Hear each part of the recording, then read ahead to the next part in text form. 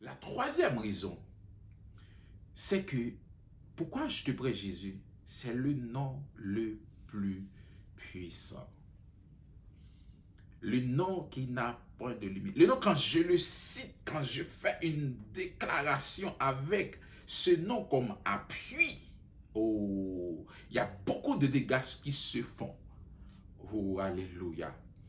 Parce que quand je te parle du nom le plus puissant, dans notre époque, il y a des noms, quand on le cite, on sait que ça fait du bruit dans le naturel. Il y a des noms qui sont des noms puissants, des dirigeants de ce monde qui sont des noms puissants. Mais il y a un autre nom par lequel tout homme doit être sauvé. Il y a un autre nom qui fait fléchir les genoux de toutes les maladies, les genoux de toutes les impures, les genoux de tous les démons, les genoux même les plus grands rois de la terre, c'est le nom de Jésus. Alléluia. Ce que je suis en train de te dire, parlant de la puissance, vois comment la puissance est rentrée dans la vie de Jésus, qu'il a fait devenir Jésus-Christ, ou du moins Jésus le Christ, qui signifie, le Christ signifie le roi de Dieu. On a vu que Jésus le Christ a été manifesté exactement lors de son baptême d'eau par Jean-Baptiste. Il a reçu l'Esprit. L'Esprit l'a conduit dans le désert. Il a été tenté. Mais quand il est revenu dans le temple, c'est maintenant que les esprits démoniaques sont manifestés. Mais je me suis posé la question, mais pourquoi pendant les 30 premières années, Jésus était dans le temple? Jésus marchait toujours. Jésus exerçait son métier. Mais pourquoi il n'y a eu aucune manifestation? Mais c'est qu'il y a une autre dimension qui est rentrée, qui c'est le Christ. Ce que je suis en train de te dire, on lit dans Luc 4, à partir du verset 31 et 37, Jésus est rentré dans le temple et tout de suite, un esprit démoniaque a été manifesté. Tout de suite, parce que là où est la présence de Dieu, là où est l'esprit du Seigneur, là où est la liberté. Parce que quand la présence de Dieu est quelque part, oh, Dieu n'accepte pas de feu étranger en sa présence. Dieu n'accepte pas des épus en sa présence. Dieu n'accepte pas les présences démoniaques là où il est. Parce que Jésus a passé toutes ces années, mais la Bible n'a pas recordé. Il y avait eu un miracle. Il y avait eu une délivrance. Jusque Jésus, pendant ces 30 premières années, il a grandi en stature, en connaissance. Il était dans le temple à faire des débats avec les docteurs, les scribes. Mais il n'y a pas de puissance. Il n'y avait pas de puissance. Jusqu'à ce qu'il y avait quelque chose qu'il a reçu. Parce que Pierre va dire que Pierre va dire que dans Acte 10, verset 38, vous savez comment Dieu a oint du Saint-Esprit et de force Jésus de Nazareth, qui allait de lieu en lieu, faisant du bien et guérissant tout ce qui était sous l'empire du diable. Car Dieu était avec lui. Quelqu'un qui est oint par le Saint-Esprit, Dieu marche avec lui. Ce que je suis en train de te dire, le même esprit qui a oint Jésus-Christ, qui a fait de lui une manifestation de puissance, t'as aussi oint. Tu as ce même esprit dans ta vie. Tout ce que tu as à faire, tu n'as qu'à conduire. Tu n'as qu'à conduire cet esprit, l'esprit du Seigneur en toi. C'est une question de résistance. Un fil d'électricité, un fil de courant, il y a une résistance qu'il a par rapport à l'électricité qu'il va apporter. Si tu veux t'éclater spirituellement, tu dois former ta résistance avec l'esprit qui est en toi. Si tu veux porter plus d'eau, le tuyau doit avoir une dimension plus grande qu'avant. J'espère que tu comprennes. Ce que je suis en train de te dire, c'est que le même esprit qui a oint Jésus, c'est ce même esprit que tu as. Le même esprit qui a fait que Jésus est devenu le Christ. C'est le même esprit que tu as. C'est pourquoi il va nous dire dans Éphésiens 2, Éphésiens 2, verset 9, il va dire que c'est pourquoi Dieu l'a souverainement élevé et lui a donné le nom qui est au-dessus de tout nom. Le verset 10, afin qu'au nom de Jésus, tous genoux fléchissent dans les cieux. Au nom de Jésus, les maladies fléchissent. Au nom de Jésus, les blocages fléchissent. Au nom de Jésus, les démons fléchissent. Je suis en train de te dire, toi qui avais cette douleur dans ton dos, c'est parti maintenant. Je suis en train de te dire, cette maladie que le docteur a dit qu'il n'y a rien vu, c'est parti maintenant. Je suis en train de te dire que ces chaînes qui t'ont marré, qui t'ont menotté spirituellement, elles sont brisées par la puissance de Jésus. Maintenant, pendant que tu regardes, tu reçois ta délivrance. Pendant que tu regardes cette vidéo, tu reçois ta guérison maintenant. Oh, je veux aller plus loin, je veux aller plus loin. Il y a quelqu'un qui va dire, comment, mais tu ne poses pas les mains. Pourquoi je déclare? Oh, je vais dire que l'officier romain a bien compris ce principe, le principe de la déclaration, le principe de l'autorité. L'officier romain savait que s'il donne des ordres à distance à ses soldats, ils vont obéir. Mais il a compris que Jésus est bien plus que lui. Il sait que si Jésus déclare que son serviteur est guéri, malgré la distance, son serviteur va être guéri. Pourquoi? Parce que le spirituel n'a pas de distance. Il n'y a pas de portée. Oui, le physique en a. Si je veux me rendre en Asie, je vais devoir prendre une voie de transportation. Soit bateau, soit par avion, quel que soit. Mais s'il y a quelqu'un en Asie qui est malade, je lui parle maintenant. Je déclare, et maladie, toi, quitte ce corps maintenant au nom de Jésus. Quitte ce corps au nom de Jésus. Et elle va guérir. Cette personne va être guérie. Pourquoi? Parce que la parole qui est prononcée au même instant, même si on n'a pas le même fuseau horaire, ça va être fait. Pourquoi? Parce qu'il y a une puissance, mais aussi il n'y a pas de distance dans le spirituel, mais aussi il y a une puissance. Quand c'est déclaré dans ce nom, le nom qui est plus puissant, oh, il y a beaucoup de dégâts qui vont être faits. Pourquoi? Parce que le nom de Jésus, c'est le nom qui est le plus puissant. Oh, que ce nom est si merveilleux. Oh, que ce nom est si merveilleux. Alléluia. Je veux te dire que le nom de Jésus apporte la puissance. La plus grande puissance ou bien le plus grand miracle, c'est quand on amène une âme à Jésus. C'est quand on amène une âme au Père. C'est la plus grande puissance qui puisse être manifestée. Mais je te le dis, la puissance, le nom de Jésus, je te parle de Jésus parce que c'est celui qui sauve. Je te parle de Jésus parce que c'est celui qui guérit. Mais ensuite, je te parle de Jésus parce que c'est celui qui donne la puissance la plus parce que c'est celui qui est la plus grande puissance. C'est Jésus. Oui, je sais que l'ennemi en a, l'ennemi donne, mais ce n'est pas comparatif. On ne peut pas comparer quelque chose, les choses de Dieu. On ne peut pas même oser. Oh, God forbid. On ne peut pas même oser. Parce que Dieu est le plus puissant. Jésus, c'est le nom qui est le plus puissant. Alléluia. Mes chers amis, je veux que vous sachiez que ce nom est puissant partout où nous le citons. Alléluia.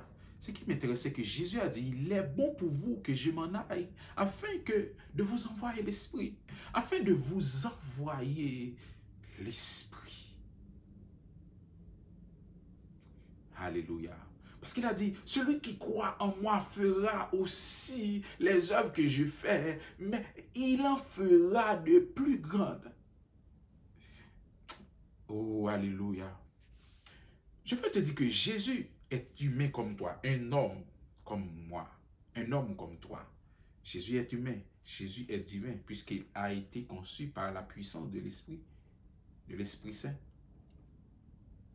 Mais Jésus, le Christ, l'homme le plus puissant de tous les âges, m'a dit que Mais vous recevrez une puissance, acte 1er, verset 8. Le Saint-Esprit survenant sur vous et vous serez mes témoins à Jérusalem, dans toute la Judée, dans la Samarie et jusqu'aux extrémités de la terre. Ça me fait penser que Jésus a soufflé sur les disciples. Il a dit, recevez le Saint-Esprit, une puissance pour le salut. Ils ont été sauvés. Mais il a dit qu'il y a une plus grande manifestation qui va venir. C'est la manifestation de la puissance de l'Esprit. Donc, nous sommes moins par ce même esprit. Nous sommes, je vais te le redire. Je vais te le redire. Nous sommes moins par le Saint-Esprit. Tu es moins par le Saint-Esprit. Arrêtez de courir pour l'ennemi. Arrêtez de penser que l'ennemi a la victoire sur toi. Arrêtez de penser que l'ennemi a le dernier mot. Non, l'ennemi a peur de toi. Tu as des arsenals. Tu as beaucoup d'arsenal. Oh, comment le dire? Comment l'exprimer? Tu as beaucoup d'armes, mais tu ne sers plus d'eux. Tu sais pourquoi? Tu n'es pas dangereux. En réalité, tu es dangereux, toi qui as Christ. Mais tu n'es pas dangereux parce que quelqu'un qui a une âme, qui ne sait pas comment l'utiliser, n'est pas dangereux. On est dangereux quand on a l'âme, mais on sait comment l'utiliser. C'est là que l'ennemi va courir devant nous. Il va fuir parce que nous avons une puissance. Voici les miracles qui accompagneront ceux qui auront cru. En mon nom, ils chasseront les démons, ils parleront de nouvelles langues, ils saisiront des serpents. S'ils boivent quelques breuvages mortels, il ne leur fera point de mal. Ils imposeront les mains aux malades et les malades seront guéris. Voici les miracles qui accompagnent ceux qui ont Jésus-Christ. Oui, ils peuvent chasser les démons. Oui, ils parleront de nouvelles langues. Ils prophétiseront en langue. Ils prophétiseront en langue, mais aussi ils prieront en langue. Ils saisiront des serpents, quels que soient les problèmes, quelle que soit l'image que l'ennemi a pris. Il va toujours manœuvrer l'ennemi. S'ils boivent quelques breuvages mortels, même s'ils sont empoisonnés, ont été empoisonnés, il n'y aura aucun effet. Ils ne leur feront point de mal. Et ils imposeront les mains aux malades et les malades seront guéris. Je t'impose les mains aux malades. J'impose les mains aux malades et les malades seront guéris. Pas seulement parce que j'impose. Je peux déclarer à distance. Et ça va être fait au nom de Jésus. Mes frères et sœurs, la puissance que Jésus nous donne, c'est une puissance. Comment Philippe, qui n'était pas un apôtre, qui était juste quelqu'un qui servait à manger, lors du bouleversement, il arrive à Samarie. Il a pris Samarie d'assaut. La puissance qui était en lui a couvert toute la Samarie, même les devins. Oh, alléluia. Comment quelqu'un est arrivé dans une contrée, a pris le contrôle? Pourquoi? Parce qu'il a une puissance qui est au-dessus de toute autre puissance, qui est le nom de Jésus. Alléluia. Ce que je veux te dire, c'est que tu as la même puissance parce que tu as été loin par le même esprit que Jésus. Pour terminer, dans Acte 3, verset 6, la Bible nous dit qu'il y a un boiteux qui est assis devant le portique de Salomon. Mais il arrête Pierre et Jean pendant qu'ils montent à la chambre haute pour prier. Il leur demande quelque chose. Mais ça me laisse à penser que c'est pas la première fois que Pierre et Jean passaient dans ce même endroit. Ils parlaient avec cet homme impotent, cet infirme. Mais Pierre n'a jamais rien donné. Mais jusqu'à une dernière dernière fois. Mais c'est comme si Pierre se dit, mais oui, je n'ai pas d'argent à te donner, mais il y a une chose qui est en moi que je peux te donner. Paul arrive à un moment, il était tellement bold, il avait tellement une assurance, il sait qu'il y a quelque chose en lui qui est bien plus important que l'argent. Il y a quelque chose en lui qui est bien plus puissant que le pouvoir que cette terre peut donner. Il a dit, regarde-moi, je n'ai rien à te donner. Je n'ai ni argent ni or, mais ce que j'ai, je te le donne au nom de Jésus. Lève-toi et marche. Mais c'est sûr que peut-être que Pierre passait tout le temps, il n'a jamais rien donné. Ou peut-être il a donné quelque chose une fois, mais cette fois-ci, il n'avait pas d'argent. Mais jusqu'à où Pierre dit, mais j'ai quelque chose qui est bien plus grand que l'argent, que l'or que je peux donner à cet homme. Lève-toi et marche. Et paralytique, lève-toi et marche. Pendant que tu me regardes, toi qui es assis sur cette chaise roulante, oh, lève-toi et marche. Lève-toi maintenant. Lève-toi maintenant. Recevez la force dans tes jambes. Recevez la force dans ta hanche. Recevez la force dans tes genoux. Recevez maintenant. Recevez la guérison maintenant. Recevez, lève-toi et marche dans le nom de Jésus. Tu sais ce qui nous fait, ce qui nous donne ce boldness.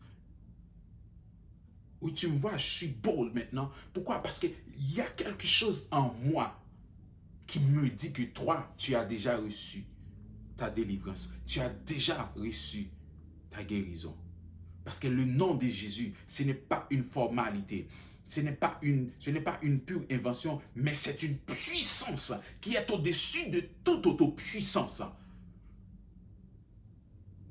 Parce que le nom de Jésus fait fléchir les démons impurs, le démon qui a été manifesté. Il a dit à Jésus, est-ce que tu viens pour nous tourmenter?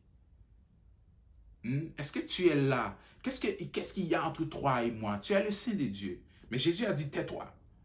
Il sait ce que Jésus a. Mais Jésus ne veut pas que c'est l'ennemi qui donne la vérité. Parce qu'une vérité qui n'est pas complète n'est pas la vérité.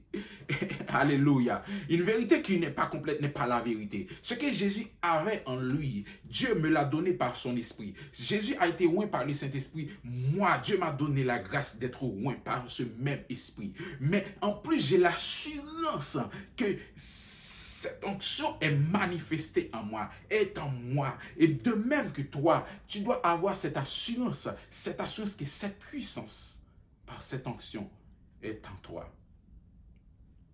Alléluia. Oh Père. Oh Alléluia. Oh Père. Oh Père. Alléluia. Frères et sœurs, je te parle de Jésus, je te prêche de Jésus. Parce qu'il est le nom, premièrement, qui sauve. Il est le nom qui guérit. Il est celui qui est le plus puissant. Soyez bénis au nom de Jésus. Amen.